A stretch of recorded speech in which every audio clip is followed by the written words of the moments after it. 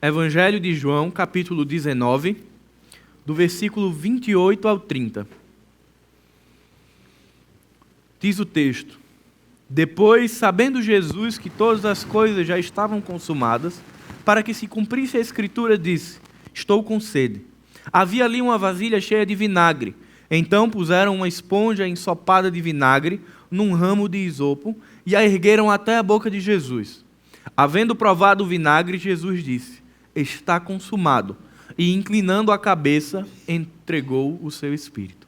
É justamente sobre esse momento, sobre essa circunstância tão particular no Evangelho, o momento onde Jesus está cravado na cruz, cravado no madeiro, e ele junta forças para dar o seu último suspiro e dizer: está consumado, está pago, está quitado, não existem mais dívidas, não existem mais pendências, pois tudo aquilo que o homem devia foi pago por meio de Jesus Cristo. É sobre esse momento na narrativa do Evangelho que nós vamos aprender nessa noite.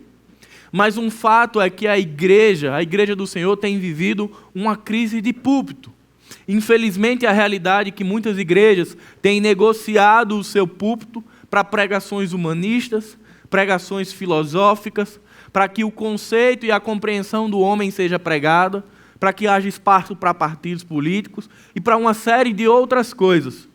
E é triste saber que o espaço que é da cruz de Cristo, que deve ser central para a proclamação do Evangelho, tem perdido esse caráter, tem perdido essa natureza. Mas nos entristece ainda mais sabermos que a palavra de Deus, a verdade do Evangelho, muitas vezes tem sido negligenciada ao povo e negligenciada àqueles que tanto precisam dessa palavra. Temos pastores que são muito mais coachings, são muito mais animadores, motivacionais do que pregadores da palavra de Jesus. E infelizmente tem nascido e surgido um tempo onde se vive um cristianismo sem cruz. Onde a igreja fala de uma série de questões, menos a respeito da realidade da cruz do Calvário. E isso produz em nós uma inércia e uma insensibilidade sobre a realidade que vivemos. Nós vamos vivendo, servindo e vamos perdendo de vista uma realidade.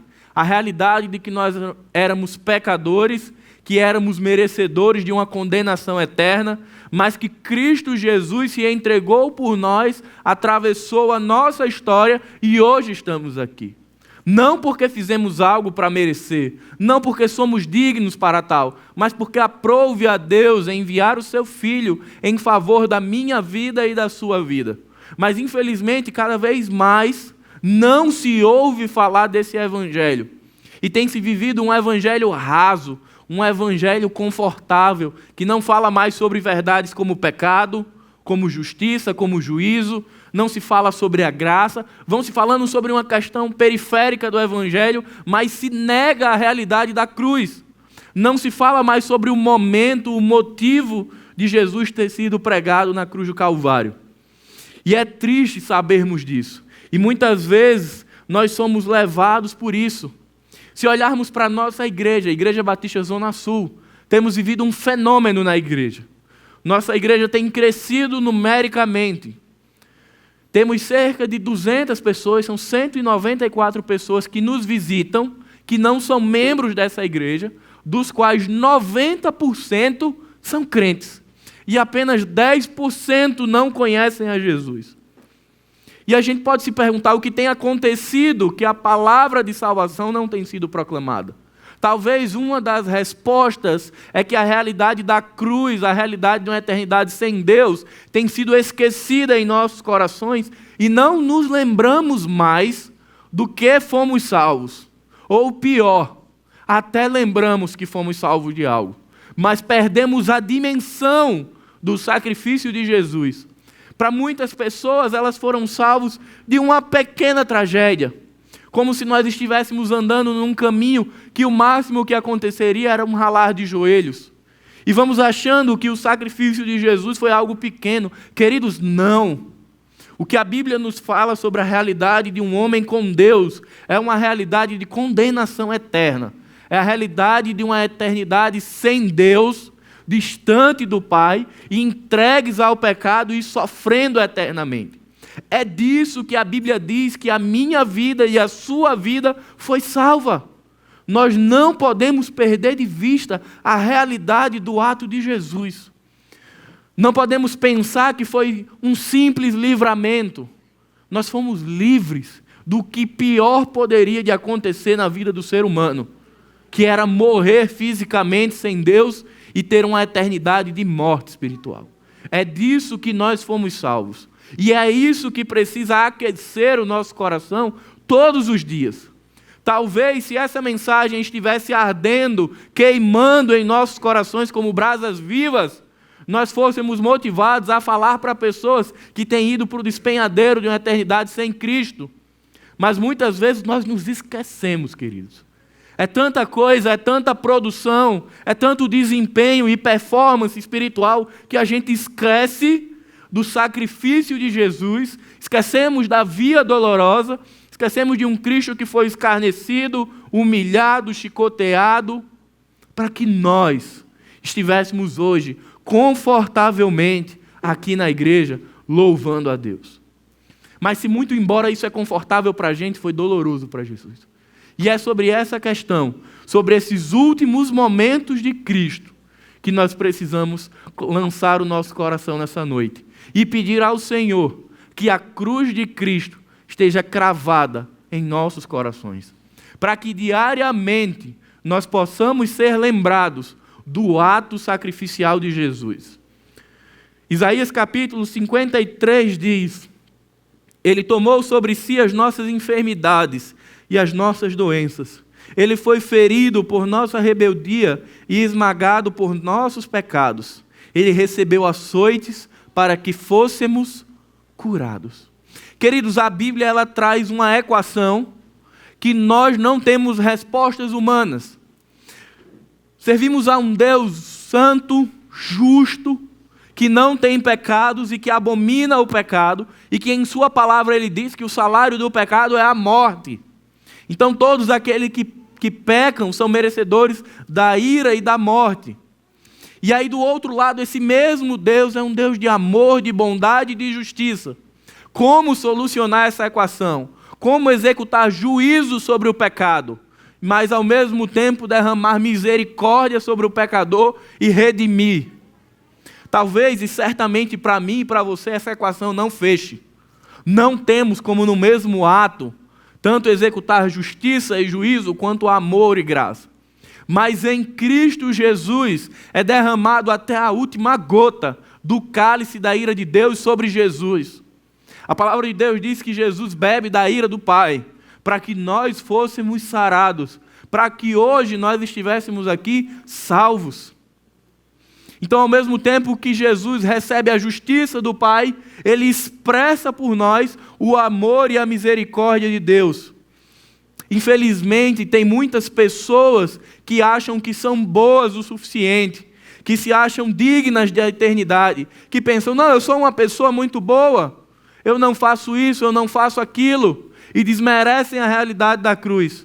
Mas a palavra de Deus diz que só há um que é bom, e esse é Deus. Mas ao mesmo tempo a palavra de Deus é muito clara. E talvez você tenha saído de casa hoje despreparado para ouvir o que você vai ouvir agora. Algo que me machucou durante a semana. Talvez você tenha saído de casa com a impressão que você é uma boa pessoa, que existe alguma virtude em você. Eu até acredito que se você tiver como referência a mim, você tenha virtudes. Mas se pararmos para refletir e colocarmos o nosso caráter diante de um Deus santo, de um Deus glorioso e santo, a Bíblia diz que não há virtude sobre o homem, que tudo aquilo que fazemos é como trapo de imundície. A Bíblia diz que não há nada de bom sobre o homem. Queridos, nós somos maus.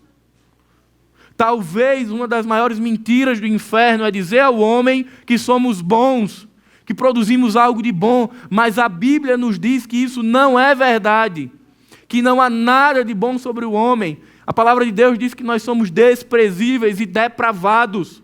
E isso quebra toda essa cápsula, essa capa de bondade que nós achamos que temos. Porque somos colocados diante da cruz e lembrados de quem nós éramos. Essa mensagem, queridos, não pode deixar de estar presente em nosso coração. de a todo momento lembrarmos quem nós éramos longe da cruz, para onde nós íamos longe da cruz, para que a partir disso tenhamos a dimensão do privilégio, da graça e da misericórdia de Deus em estarmos sentados aqui, nesse momento. Talvez pareça algo muito pequeno na nossa cabeça, mas é justamente esse algo pequeno que precisa ser transformado em algo abundante, em algo grande. Porque olhando para a cruz de Cristo, percebamos que recebemos aquilo que não merecíamos. A palavra de Deus diz que o salário do pecado é a morte. Aquilo que era nosso por direito era condenação. Mas o Evangelho é uma coisa tão maluca para os que creem. O Evangelho é algo tão sobrenatural que ele nos dá aquilo que nós não merecemos. Perceba, o pecado, a condenação, o juízo que era meu, que era seu, ele foi colocado sobre o Filho de Deus, sobre aquele que não tem pecados, sobre aquele que se fez carne e habitou sobre nós, para que nós fôssemos restaurados. Ele recebe o que era para mim, mas a nós é dado o perdão, aquilo que nós não merecíamos. Perceba o tamanho da realidade do Evangelho. O que era para nós recebermos nos é tirado e é colocado sobre Cristo. E nós recebemos o maior presente de nossa história, a graça de Deus. Eu queria que você abrisse sua Bíblia e a deixasse aberta. Nós vamos nos aproximar da realidade da cruz. Quinta-feira, depois do pôr do sol, Jesus convida os seus últimos discípulos para ceiar com ele. Jesus ali faz a última ceia com seus discípulos, queridos. Parte o pão, reparte o vinho, comungam da ceia. Logo em seguida, Jesus sai em direção ao Getsêmani, convida os seus discípulos para irem com ele e os pedem que fiquem no início orando. Jesus vai até o Getsêmani. A palavra diz que é o jardim da agonia. Naquele momento, Jesus é moído por uma angústia profunda, por uma agonia profunda. Jesus volta e encontra os discípulos dormindo. Volta novamente para orar ao Pai. Volta novamente e eles estão dormindo. Quando Jesus retorna pela terceira vez, ele diz: acordem porque chegou o tempo. E ali vem Judas e vem os soldados romanos e vem os sacerdotes para prenderem Jesus. Jesus é preso como um rebelde, como um malfeitor, como um mau caráter, como um bandido. Um homem santo que andou em retidão e justiça é levado cativo em custódia. Ele é levado até os dois sumos sacerdotes, Anás e Caifás, que a todo momento buscam colocar Jesus num ambiente, numa cilada, para que achassem algum erro para condená-lo. E não achando, eles fazem uma pergunta: és tu o Cristo, Filho de Deus? A resposta de Jesus no Evangelho de Marcos é: tu o dizes. A Bíblia diz que Caifás rasga as suas roupas e diz: blasfêmia, blasfêmia, esse homem é digno de condenação. E a multidão, queridos, até hoje isso pode ecoar aos nossos corações.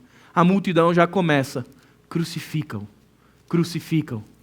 Jesus é levado até Herodes e Pilatos, que ficam num jogo de encontrar alguma condenação, e não encontrando, o devolvem à multidão e dizem: por ocasião da Páscoa, a cultura diz que um homem pode ser liberto da sua condenação. Entregam ao povo Barrabás e Jesus. E nós conhecemos a história. O povo diz: solta Barrabás. E a Jesus, o povo diz: crucifica-o, crucifica-o. E aí da sexta-feira para a manhã do sábado, Jesus sai do sinédrio e é colocado sobre ele, no ambiente da Via Dolorosa, uma cruz que era minha por direito, uma cruz que era sua por direito.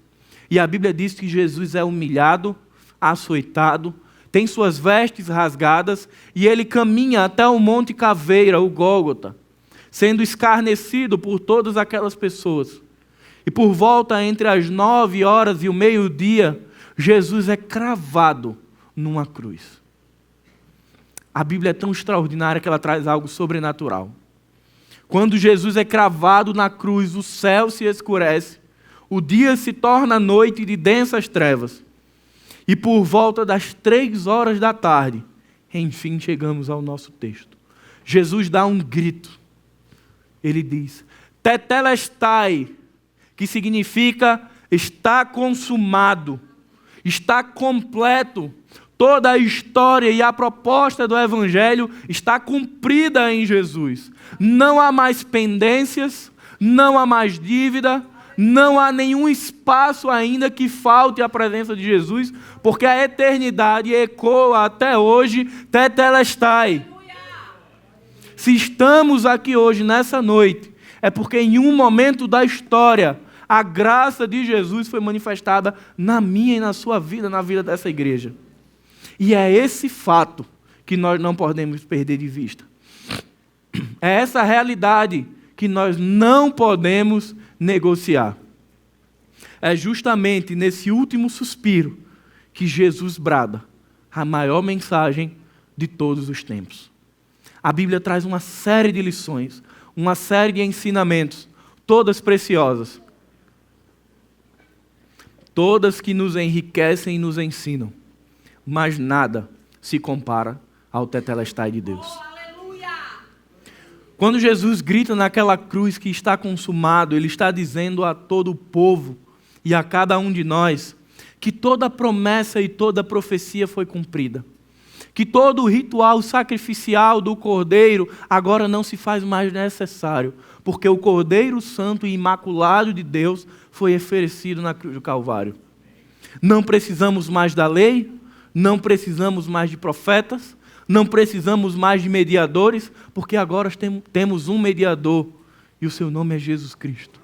É por intermédio da cruz e de Jesus que nos achegamos a Deus.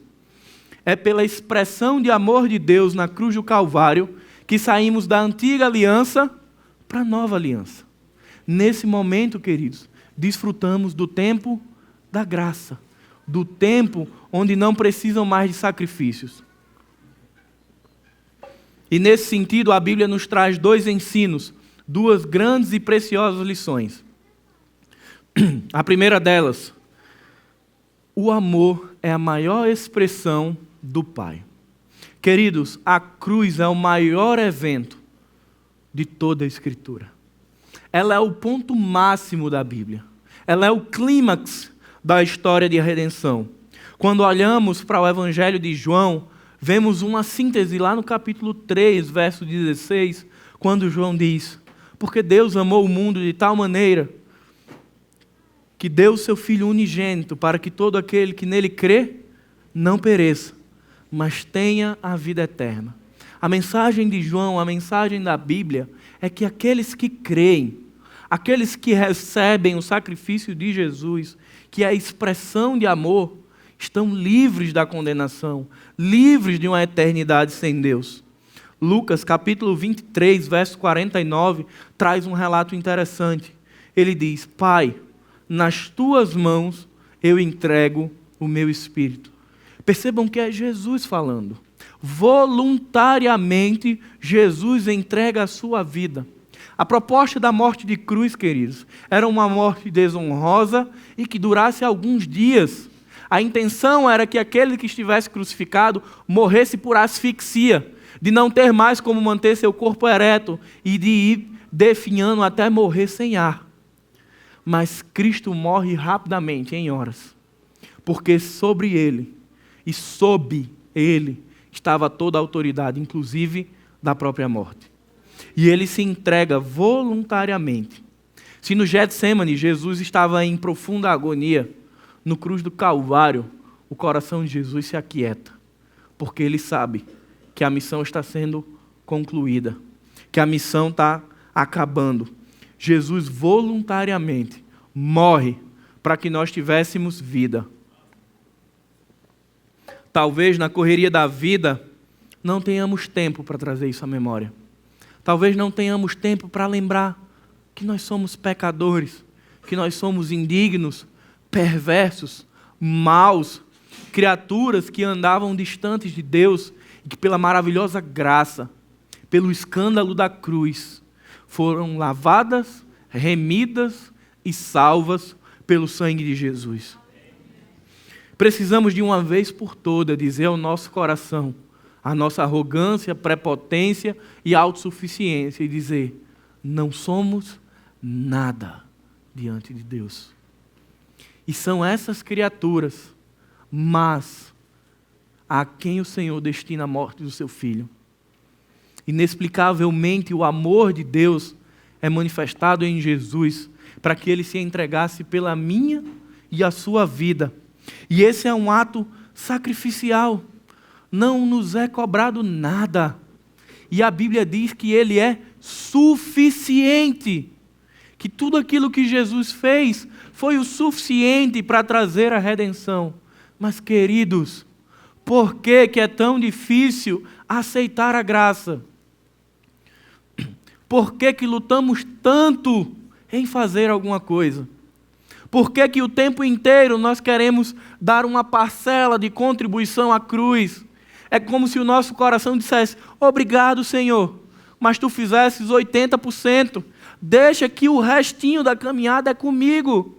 Queridos, a Bíblia não nos diz isso. A Bíblia diz que o sacrifício de Jesus foi suficiente para salvar todos os pecadores. O Senhor não nos deixou uma parcela para ser quitada. Quando a Bíblia traz lá em Colossenses, ela diz que todo escrito de dívida foi cravado na cruz. Não ficou um débito para você. Não ficou um débito para mim. Jesus não pagou apenas metade da dívida. Ele pagou toda.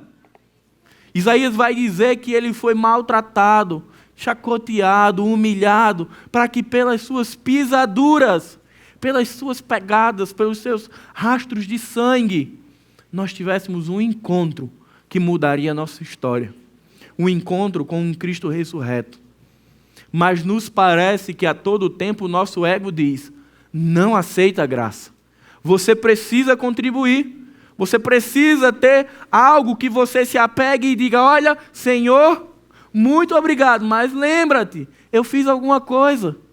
Talvez a grande maioria aqui já tenha visto a peça Mãos Vazias, que a pessoa está lá: Senhor, e mostra as mãos vazias, e entristece o Pai, e outra traz uma série de serviços. Queridos, o nosso serviço, a nossa mordomia, ela é uma expressão de gratidão, mas ela não é um pagamento a Deus. Não nos foi cobrado nada. O Senhor não pagou a minha dívida e disse: depois passa lá e acerta comigo. Ele não falou isso. Simplesmente tudo aquilo que era devido foi pago. O salmista, no Salmo 116, diz: que darei eu ao Senhor por todos os benefícios que Ele me tem feito? Tomarei o cálice da salvação e invocarei o seu nome. O tempo inteiro, assim como o salmista, nós nos perguntamos: o que é que eu posso dar a Deus? O que é que eu posso fazer para retribuir a Deus? Querido, se nossa intenção for expressar gratidão, amemos, obedeçamos, glorifiquemos a Deus. Mas se a nossa intenção é de alguma forma pagar o sacrifício de Jesus, não há nada em todos os tempos que a humanidade possa fazer, porque foi graça. Eu queria que você pensasse comigo o último presente que você recebeu. A última vez que você recebeu algo de alguém. Te foi cobrado alguma coisa?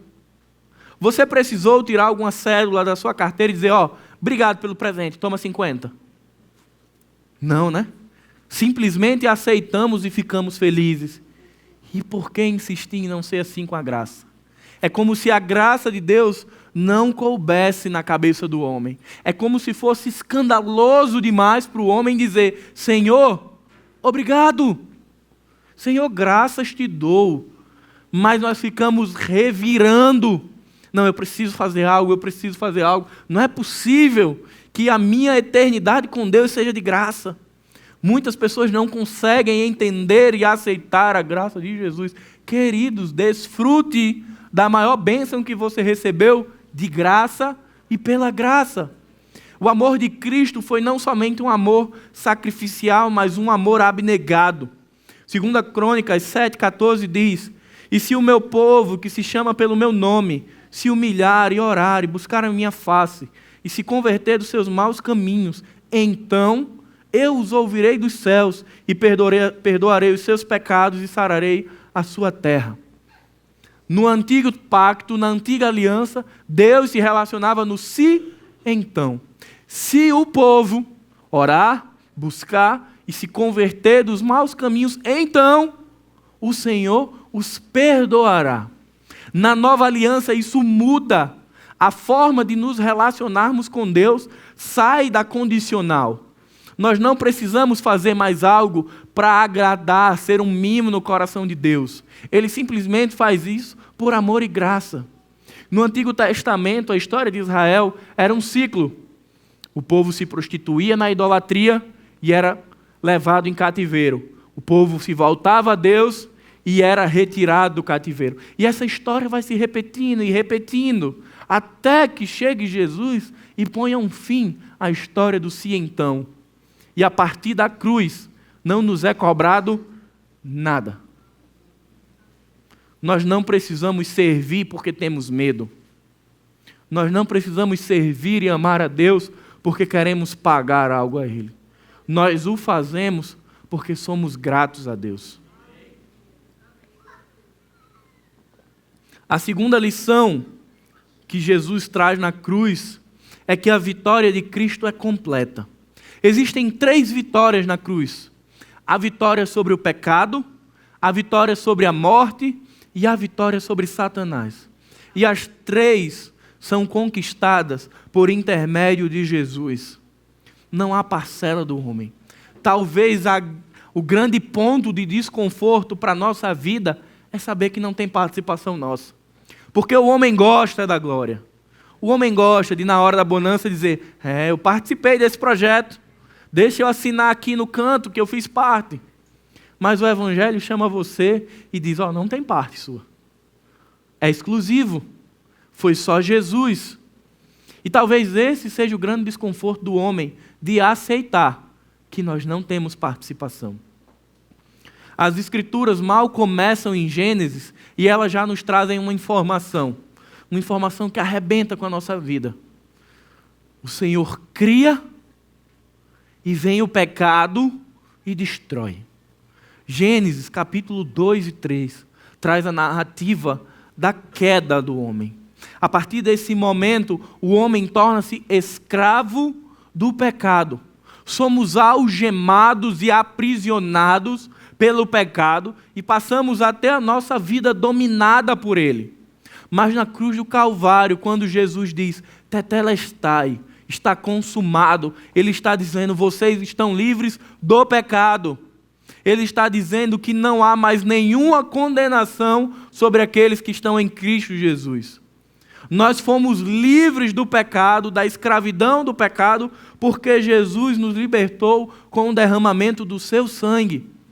Talvez a gente seja iludido. Não, eu posso fazer algo para não pecar pelas minhas forças, pela minha bondade, porque eu vou me esforçar. Queridos, liberdade do pecado só acontece por meio de Jesus.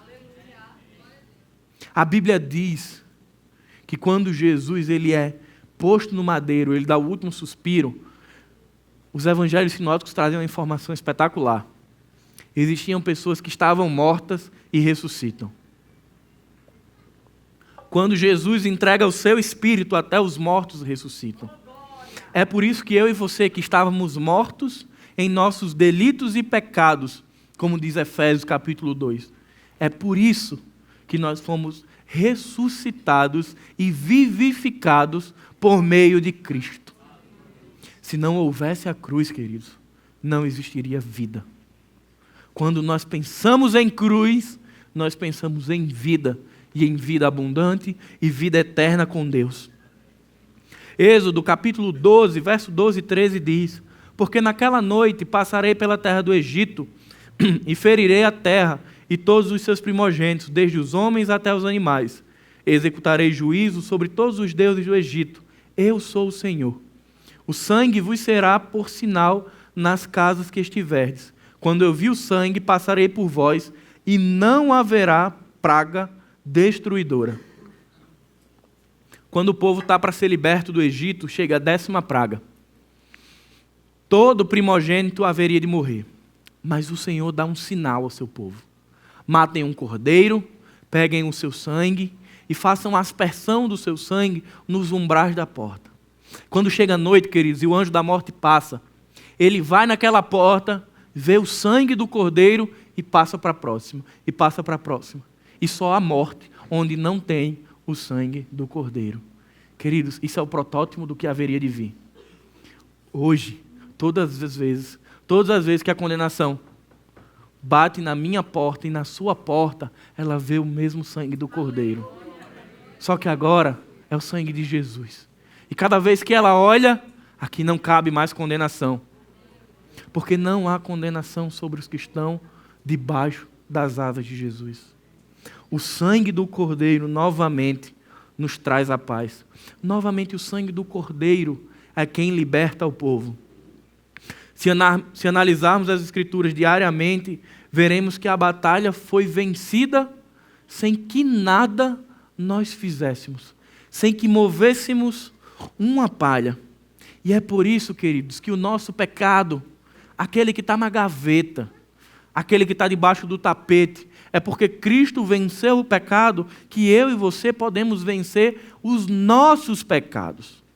São línguas maledicentes e fofoqueiras, vidas prostituídas, pessoas maledicentes, invejosas, mentirosas.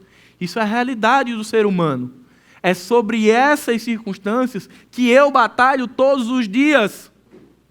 E que nós precisamos lembrar, porque às vezes nós nos tornamos filhos de Deus e pensamos que agora nos tornamos anjos. Tem muito crente que só anda porque não aprendeu a voar, de tão santo que é. Mas nós temos uma batalha diária a ser travada, uma batalha contra o pecado e que pode ser vencida por meio do sangue de Jesus. O apóstolo Paulo, em Romanos 5,18, ele diz: assim como um só pecado condenou os homens, assim por um só ato de salvação lhe será dado a vida. Pelo pecado de Adão nós caímos, mas pelo ato de Jesus nós ressuscitamos. A vitória de Jesus sobre a morte, Romanos 6,23 diz: o salário do pecado é a morte. Quando o homem come da árvore da vida, quando ele experimenta o fruto que não era destinado a ele, a Bíblia diz que sobre o homem recai a morte. Não necessariamente a morte física, mas a morte espiritual. A partir de então, da queda, toda a estrutura da criação muda.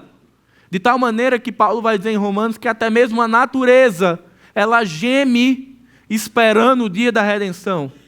A mulher passa a sentir dores, o homem passa a ter que trabalhar e comer do fruto do seu trabalho, e uma série de outras questões são alteradas nessa estrutura.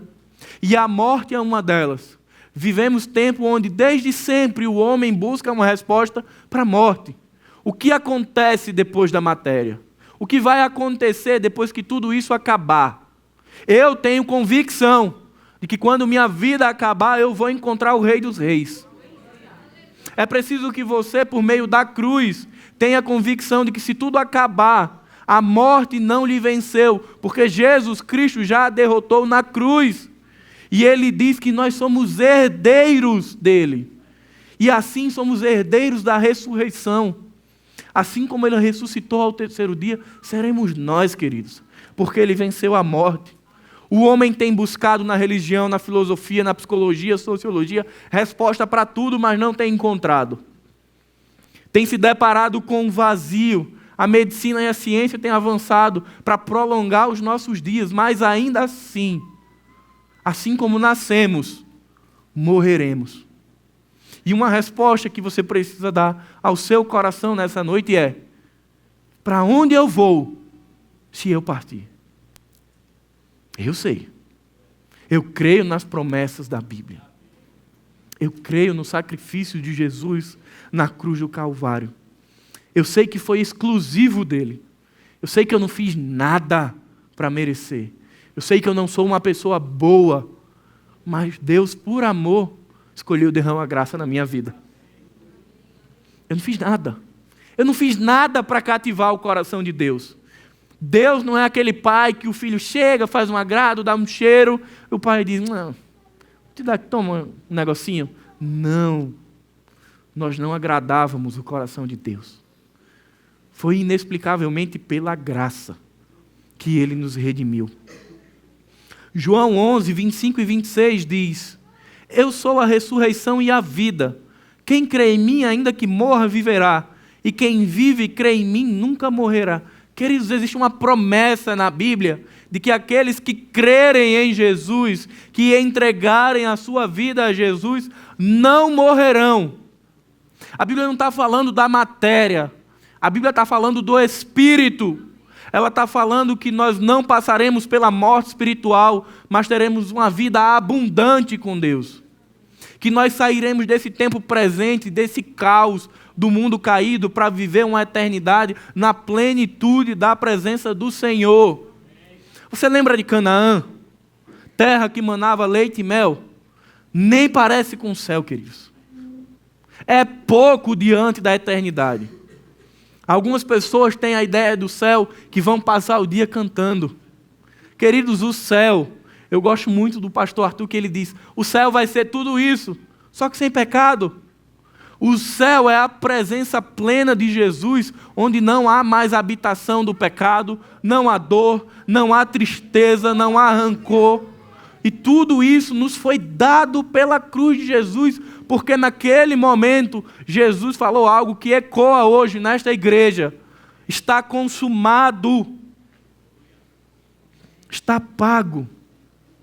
E a última vitória na cruz é sobre Satanás. Desde o princípio do nascimento de Jesus, Satanás se articula para evitar que a cruz fosse real. Jesus nasce, Herodes dá um decreto. Matem todas as crianças menores de 3 anos. A intenção era que Cristo, que a criança, o menino, fosse morto e assim não chegasse na cruz. Não tendo sucesso, Satanás tenta Jesus. A Bíblia vai dizer que o Espírito leva Jesus até o pináculo do templo e lá Satanás o tenta. Lhe oferecem reinos e poderes.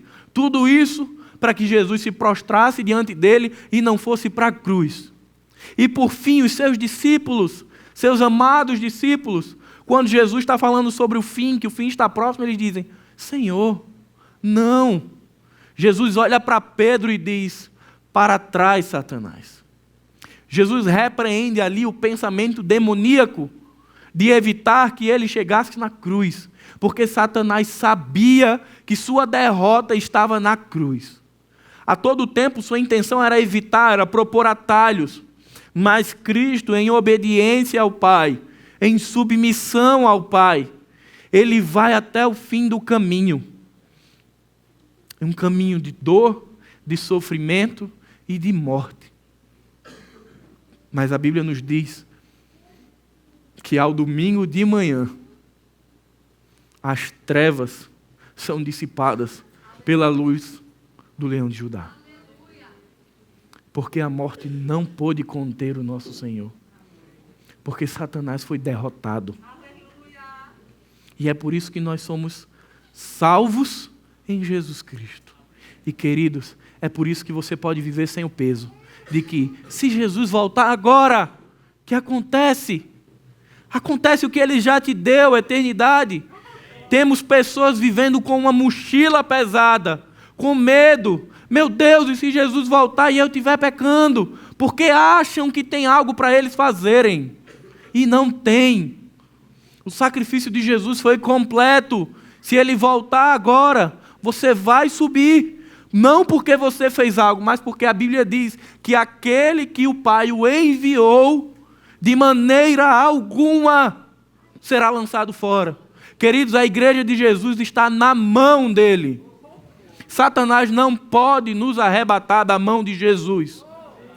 Estamos no melhor lugar, onde nada pode atingir a nossa eternidade, pode nos machucar a carne, pode nos machucar o nosso emocional, mas o nosso espírito está preservado, porque é um presente incorruptível e eterno. Não existe espaço para depreciação, para corrupção da salvação, é presente de Deus. A palavra diz em Apocalipse que o nosso nome foi escrito no livro da vida. Queridos, não foi de grafite. Deus não passa borracha no meu nome nem no seu nome. Foi escrito a duras penas. Foi escrito com sangue. Por fim, Colossenses 2,13 diz: e quando vocês estavam mortos em seus pecados e na incircuncisão da vossa carne, Ele vos vivificou juntamente com Ele, perdoando todas as vossas ofensas, havendo rasgado a cédula que era contra nós em suas ordenanças, e atirou do meio de nós, cravando-as numa cruz. Todo o escrito de dívida, toda a cédula que trazia condenação sobre a minha vida e a sua vida, Cristo rasgou. A Bíblia diz que elas foram cravadas, elas foram colocadas em Jesus e foram cravadas na cruz. E é lá onde esse escrito de dívida, ele é perdoado. Por fim, queridos, 3 lições para que nós saiamos daqui com o nosso coração aquecido. Precisamos compreender que a obra de Jesus, ela não está sendo feita, ela já foi feita. Não ficou uma parte da obra para o homem fazer, ela está completa, ela foi consumada. Nosso coração precisa estar alicerçado no sacrifício de Jesus e não em nós e na nossa falsa bondade. A cruz nos convida a deixarmos a nossa autossuficiência e a arrogância e lançarmos aos pés daquele que venceu o pecado, a morte e Satanás, Jesus Cristo. Lance a sua vida todos os dias a Jesus Cristo. Existe um costume dos cristãos árabes.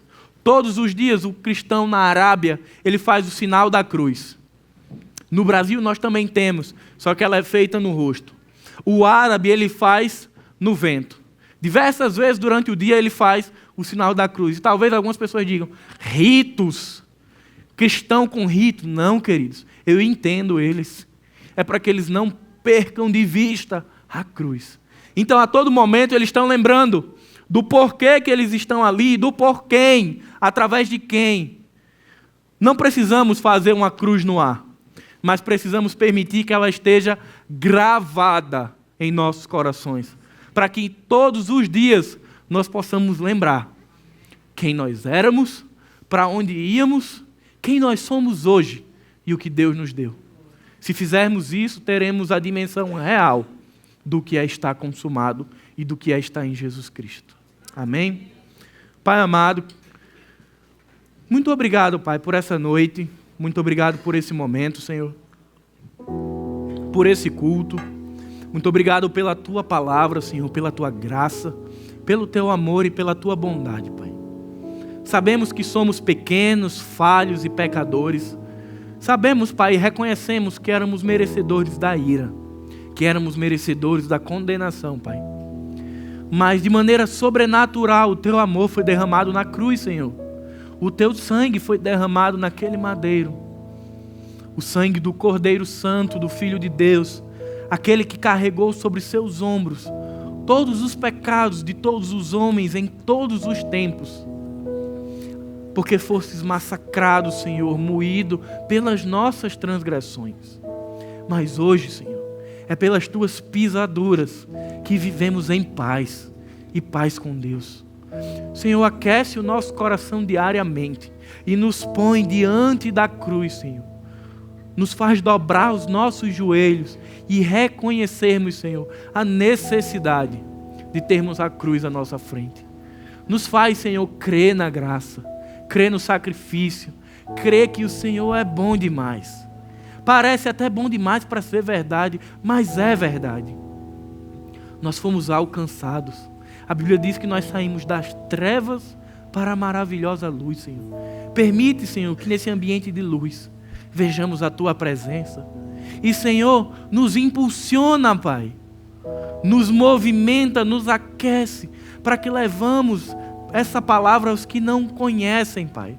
Para que sejamos nós os proclamadores do Evangelho, Senhor. Que essa mensagem que nos constrange, que nos põe como pequeninos diante da graça, que ela nos inunde, Pai, que ela nos banhe, e que ela nos conduza àqueles que estão perdidos, para que elas conheçam e reconheçam e se submetam àquele que é o Senhor dos senhores, o Rei dos reis, o leão da tribo de Judá. Pai, nos ajuda a ser uma igreja santa, uma igreja que cumpre a sua missão, que entende que está debaixo da graça de Deus, que entende que é agraciada pelo amor do seu Deus, que entende que é preciso amar o seu irmão, que é preciso amar aos de fora, para que possamos testemunhar um pouco do que recebemos. Nos ajuda, Pai, e que o Teu Espírito Santo nos aqueça. Que o amor de Deus, o Pai, que a graça do Senhor Jesus Cristo e que a comunhão do Espírito Santo esteja com cada um de nós. Amém.